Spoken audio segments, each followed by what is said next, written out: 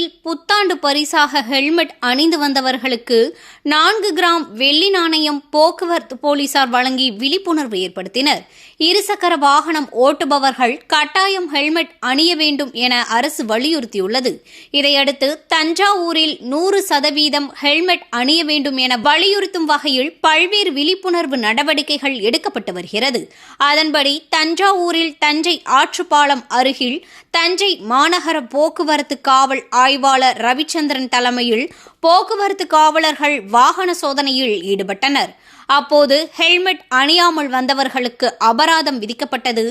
மேலும் ஹெல்மெட் அணிந்து வந்தவர்களை போக்குவரத்து காவல் ஆய்வாளர் ரவிச்சந்திரன் பாராட்டி, வெள்ளி விலை எப்படி உயர்ந்து மதிக்கக்கூடியதாக மாறுதோ அதுபோல உங்கள் உயிரும் விலை மதிக்க முடியாத ஒன்று என கூறி 50 நபர்களுக்கு தலா 4 கிராம் வெள்ளி நாணயம் பரிசாக வழங்கி புத்தாண்டு வாழ்த்துக்களை தெரிவித்தார்.